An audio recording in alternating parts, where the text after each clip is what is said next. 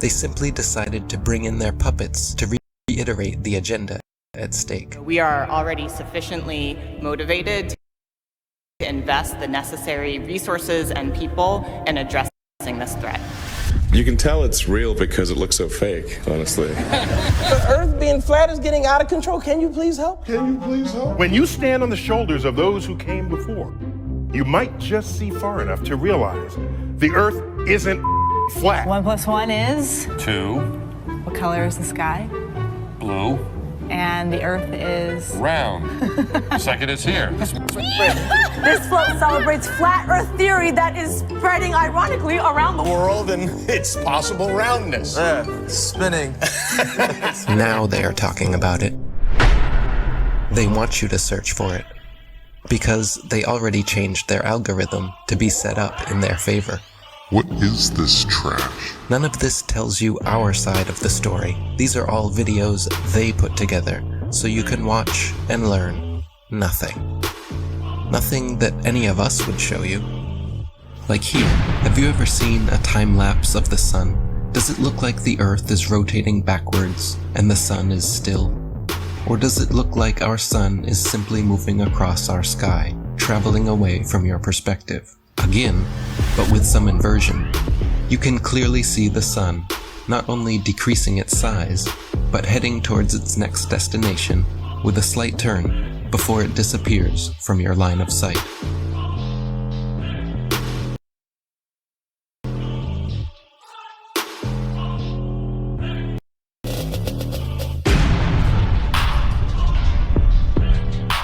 While Google would make sure when you type in flat earth that nothing like this would ever pop up, many agree the science regarding our sun is far from settled. We're told that the sun is a massive ball of burning gas 93 million miles away.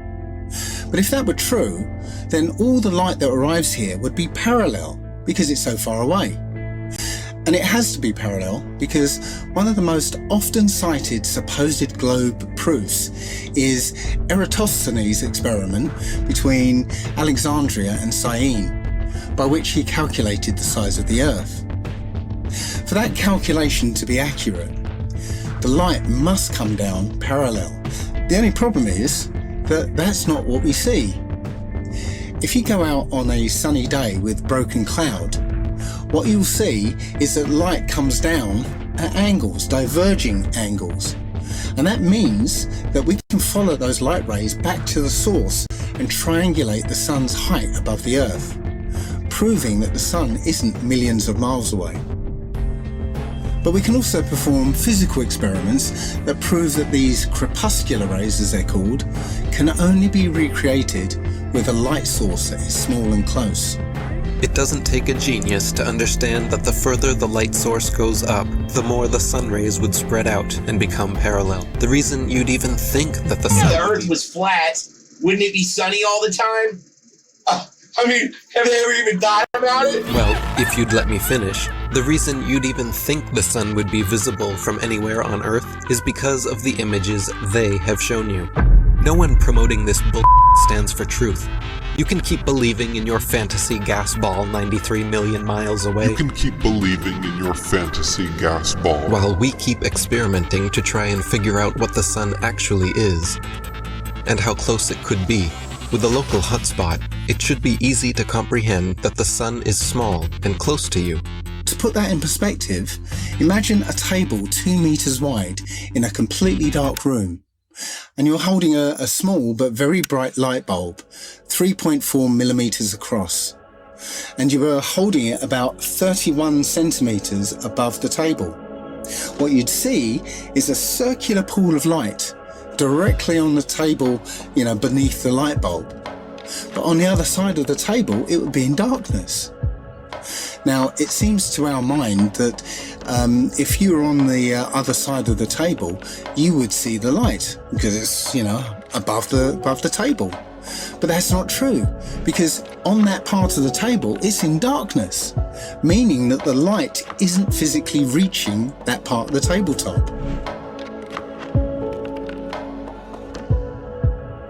Your senses are correct. We're also told that the sun sets because as the Earth rotates us away from the sun, it's actually obscured by the physical curvature of the Earth. That's not what we see. What we see is a local sun that is taking its local light with it. What happened to the horizon glowing across half of the world? Most sunsets are already fading through pollution, dander, chemtrails, and fog. Plus, refraction will always make the sun seem like it's going down, as well as your perspective. It would appear to sink down in your field of view. That's perspective. The further away you get from it, the lower it will appear.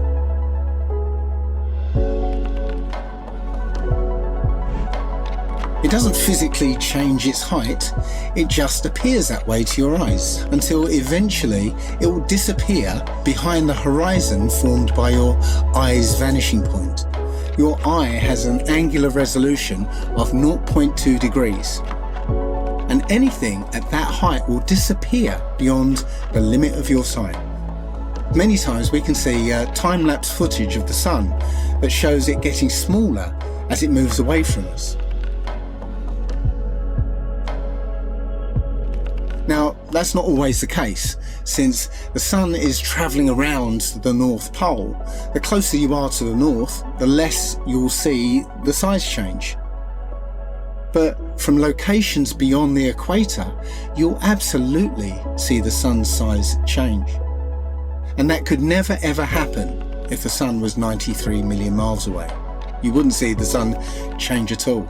Our eyes cannot see farther than what they were designed to see, but that is no reason to keep them closed. There's also an effect that occurs under certain conditions called atmospheric lensing, where the sheer amount of atmosphere, as well as the rain between you and the sun, acts like a lens and a prism, magnifying it greatly, which leads to another observational proof that the sun setting is an optical effect.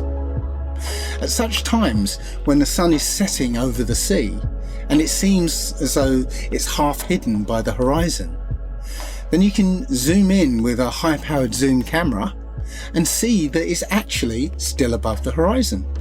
It's just an optical illusion. Pay attention to the sun rays here.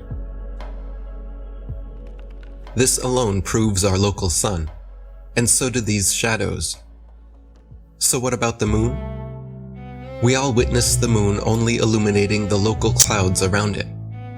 That is because it is also a local light, but one with opposite effects from the sun.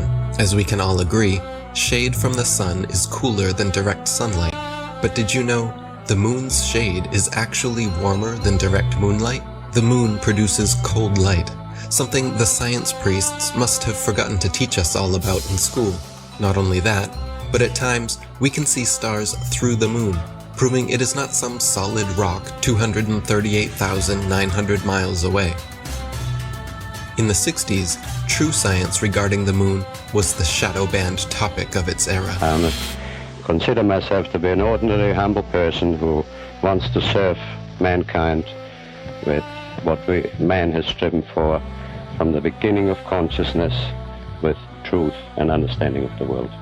Well, now, one thing, you have a theory about the moon, and we expect to be able to get observable facts about the moon fairly soon.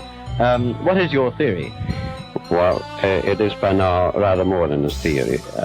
10 or 11 years ago, I stated to various scientists that the moon is not a piece of rock, but it is plasma, cosmic plasma. Gravitational theories are out, and the new concept of the cosmos and of its laws has to be evolved. This fact will eventually be confirmed. I made certain predictions which were already confirmed in 1958, and the situation now is coming close to a complete confirmation. What will be the result if you're proved to be correct in your theories? The result will be profound and decisive. Because if the moon is a plasma, no man will ever land on it. And the Americans and Russians are thinking of landing men on it. Well, that will never happen. People actually believe they walked on the moon, talked with Nixon, played golf, drove a car, and planted a flag. If you really believe that Neil Armstrong took the first step, then why do you give any credit to the cameraman already there waiting for him? These guys were all US military men coerced into acting. They wanted the money and power that came with the deal, of course. The problem was, they were terrible actors. They couldn't even pretend to be excited, knowing they were lying to the world. But the show had to go on. Michael Collins and Neil Armstrong rarely spoke in public about it, but there was one man not shy about lying to your face. The spokesperson for the Apollo deception.